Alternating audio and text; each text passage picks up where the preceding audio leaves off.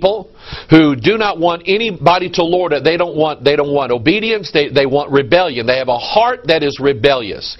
And they want to do everything that their immoral flesh tells them to do. You have another group of people who said, you know what, that's sinful. I don't want anything to do with it. I would rather live in a place that didn't have all of that sin so readily available. I would rather live in a place where people were halfway decent. That was the America that used to be some time ago. So here's two groups. And God is going to rise up for those who want to live right.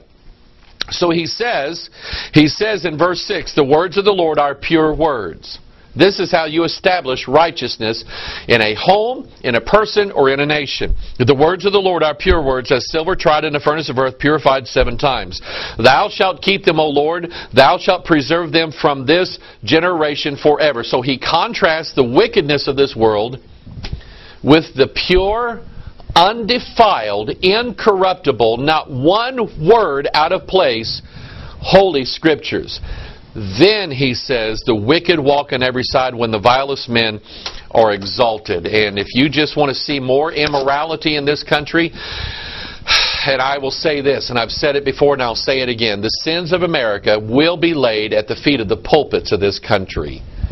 Because pastors walked away from the Scriptures, they walked away from the Bible, they walked away from the inerrancy of the Scriptures and the doctrines of it. This is why we have guys like Barack Obama now who sit as the most powerful man in the entire country, because the vilest men were exalted and people forgot the Bible. Let's face it, we have a Black Panther president in the White House. You pray that he gets saved. Okay? Here is something that, we got a couple of things here this week about monitoring. Florida School District to implement finger scanners to identify students. Teachers in a Florida school district will have to memorize students in a way other than calling roll, because finger scanners are doing the job for them now. When a student boards a bus in Washington County, he or she presses his or her finger onto a scanner, registering them as present for the day. The school board decided to take this action when they saw conflicting attendance records. Now, let me stop right here. Okay, let's get back to this. Let's get back to this wicked thing and how wicked people are. In the St. Louis area, it was recently reported that school districts were fudging the attendance records. In other words, students that were absent, that were marked absent by the teacher, by the time the absentee roll got to whatever administrator's desk in that school district, they were being marked present. Why? Because the school gets more money if the kids show up for school. Okay? More money in the school means more money for the principal and the teachers. I'm not saying the teachers did anything wrong, but somebody did.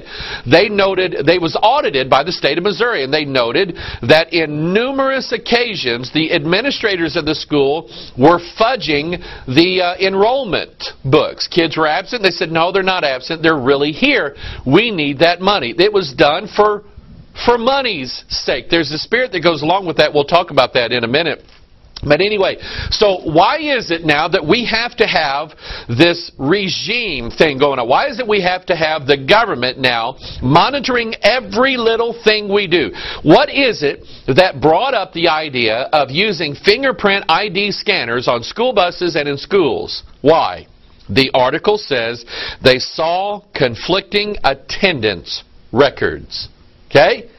Because somebody was cheating. And when one person cheats, you deal with it. When a number of people, and most people, start cheating their way through life, you have to have more laws, more monitoring, more everything. And listen, I don't like this stuff.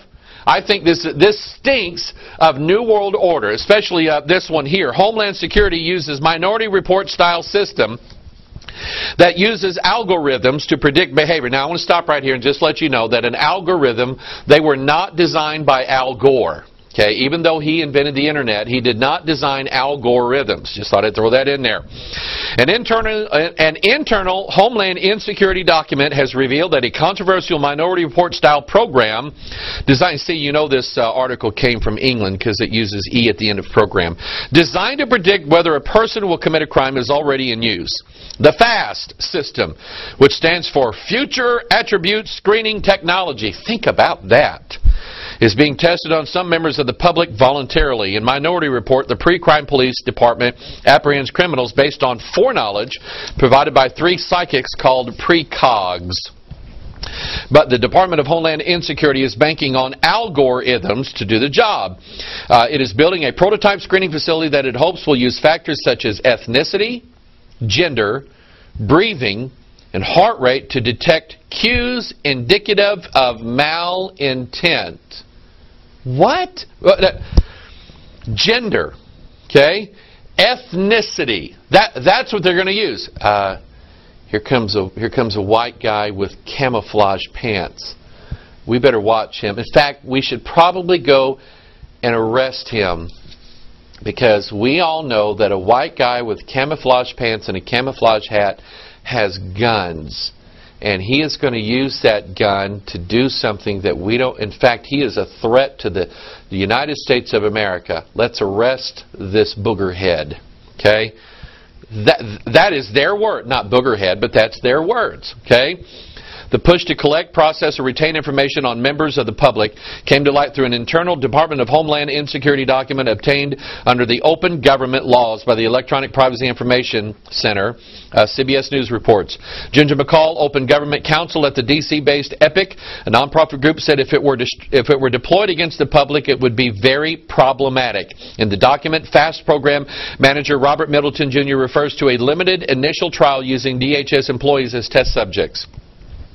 He says that FAST sensors will non-intrusively collect video images, audio recordings, and psychological measurements from the employees, with a subgroup singled out with their permission for more rigorous evaluation. I want to go back to this phrase, non-intrusively collect. You know what that means, okay? When you're intrusively collecting information, you're grabbing some guys and you're getting a fingerprint out of him, or you put on a rubber glove, okay? That's intrusive, okay? You know what the word non-intrusive means? See, that's meant to sound like, oh, they're not intruding. Okay? You know what non-intrusive means? It means that there's a camera that you don't know about that's aimed at you. It means that there's a sensor of some kind that you are not aware of, that is, you cannot detect it, but it can detect you. It's looking for what your face is doing. It's looking for where your eyes are going. Your pupils are dilated. Your heart's racing. It's looking for things that might tell a computer, this guy or this gal is going to commit a crime. Let's go over there and arrest them before they do it. Now, I want to say this again. We live in such a wicked, vicious, malignant civilization that people cannot be trusted to do what's right. Most people cannot be trusted to do what's right. And you work side by side with these people, and you know they're stealing stuff on the job site. You know they're stealing time. You know that you know somebody that's on some kind of disability program that does yard work twice a week. You know this person. Okay? See, we're getting what we got coming. Now, I don't like it, and I can show you what's going on from the Scriptures, but this is what we've got coming. See, the vilest men are being exalted everywhere, and now the wicked are walking on every side, and now we have to have cameras everywhere watching what everybody is doing. There's a new show on. I've only caught like one episode of it so far. It's called Person of Interest, and it's really interesting, the videography of this particular show, because it always prefaces a new scene in the show with a security camera image of some kind, okay? Like in New York City. They're everywhere. You don't know how you're being monitored, but you are. And we talked about this. We have a video called The All-Seeing Eye, Surveillance Society and the New World Order. And in this video, I put forth this idea that Lucifer wants to be like God. He's just not good at it.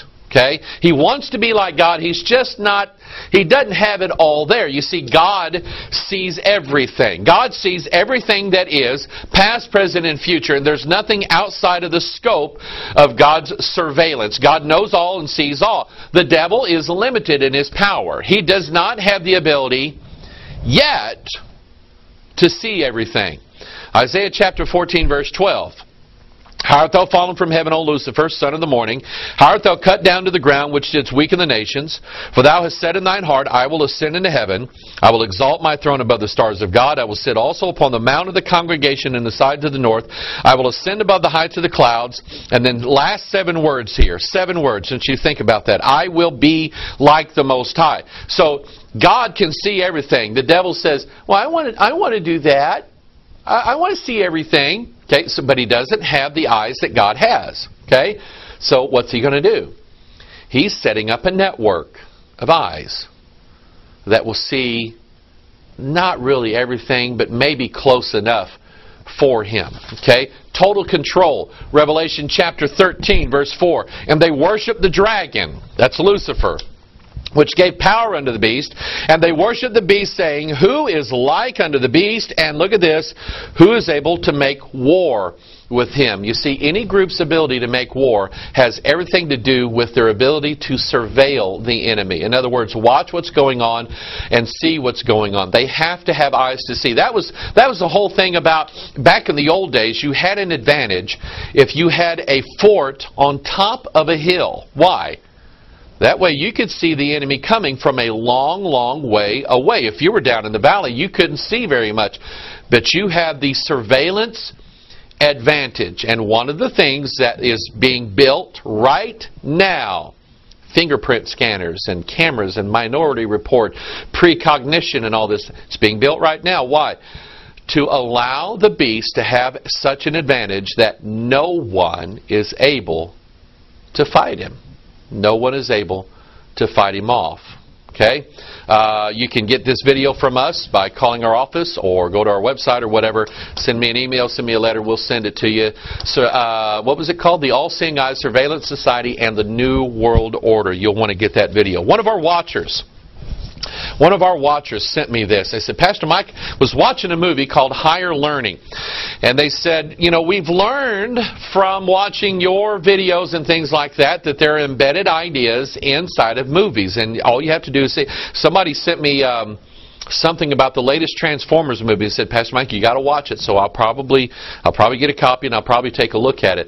But this was from the movie Higher Learning, something about a college student in comparison with colleges. Anyway, this guy ends up being a killer. He kills 2 people, then he kills himself. That's 3, by the way. 3, and I'm going to hold my fingers up like this. Let's see. Okay, 3. Okay, and what is that from? Okay, that's from our buddy Baphomet, and that's who shows up in this movie, Higher Learning. There's a little poster on the wall, and there's a rock group. Now, stop right here. Okay, rock and roll.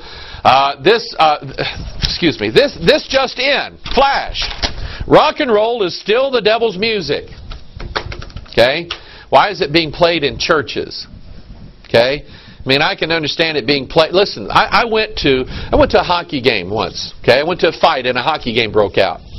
St. Louis Blues hockey game.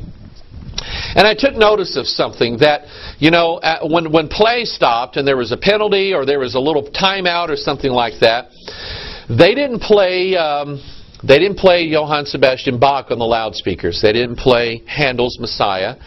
They didn't play Vivaldi's Four Seasons. They didn't play Beethoven's Eine kleine Nachtmusik. That was Mozart. They didn't play Pathetique Sonata by Beethoven. They didn't play any music like that. They played very hard, driving, pounding rock and roll music. Okay, and it's just like nearly impossible to get into it, to not get into it while you're there. And they played this very, very loud, very pounding. And why did they do that? To get the audience going. Okay, that's why they do it. It's the same reason why they do it in the church. See, when you don't have the power of God, okay, when you don't have the preserved, pure Word of God, like in Psalm 12 here, then the vilest men are exalted. And so, in a church, when they put the Scriptures out of the church, Okay? Through their doctrine that says, oh, the Bible's got mistakes in it. You can't believe that. It's got no power in it. Okay? But we have a replacement. We're going to exalt the vilest men. So we did a video here a while back called The Cursed Church. They're playing AC/DC music. They're playing Sympathy for the Devil inside the house of God. Okay? That's what they're doing. They're exalting the vilest men in the house of God, and it's creating a pseudo-temporary power to get everybody